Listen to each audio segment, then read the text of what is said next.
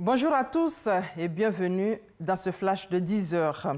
Le président Alassane Ouattara, accompagné de la première dame, a quitté Abidjan ce jeudi pour Accra au Ghana, où il va assister aux obsèques de Kofi Annan, ancien secrétaire général des Nations Unies, prix Nobel de la paix. Le chef de l'État va regagner Abidjan dans l'après-midi. Le départ du chef de l'État a été annoncé hier en Conseil des ministres. Une rentrée gouvernementale après 3 semaines de vacances. Un Conseil des ministres qui a adopté 6 décrets relatifs à l'organisation de l'élection des conseillers régionaux et municipaux fixés au samedi 13 octobre. Le Conseil a aussi fixé les dates d'ouverture et de clôture de la campagne électorale. Dans l'actualité ce jeudi, le séminaire régional sur les programmes d'information des radios et télévisions publiques de l'espace CEDEAO à Grand-Bassam.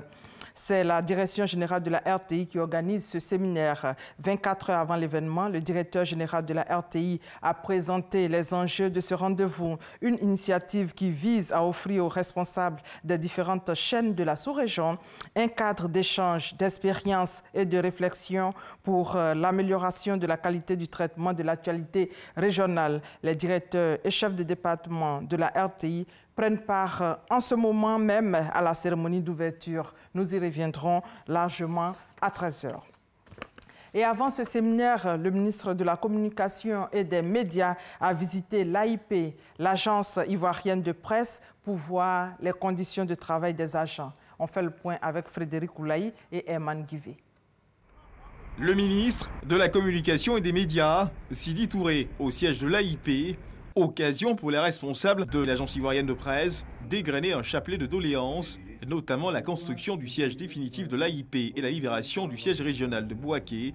Pour le ministre Sidi Touré, l'AIP est un instrument important de l'État pour la démocratie en Côte d'Ivoire. L'agence ivoirienne de presse est un instrument d'information très pertinent dans l'écosystème de l'information aujourd'hui en Côte d'Ivoire. Malgré les nombreuses difficultés, cette agence de presse a su exister, a su faire sa niche et même continuer à glaner des lauriers.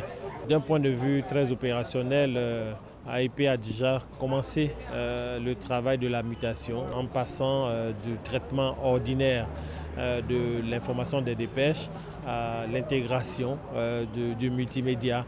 Nous allons aller dans ce sens qui va fortement faire évoluer les postes et les positions dans cette institution, mais aussi adresser différemment la question de l'information à travers la prise en charge, la déconstruction de ce que nous connaissons aujourd'hui dans notre paysage de l'information mondiale, c'est-à-dire les fake news.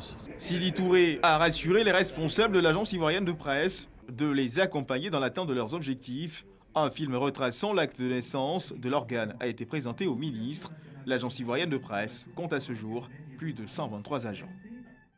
Et hors de nos frontières, en République démocratique du Congo, l'opposition prévient le pouvoir d'un chaos en cas de parodie électorale. Pour l'opposition, la tenue des élections du 23 décembre est tributaire de 9 conditions, faute de quoi le gouvernement sera tenu responsable donc du chaos pouvant découler d'une parodie électorale.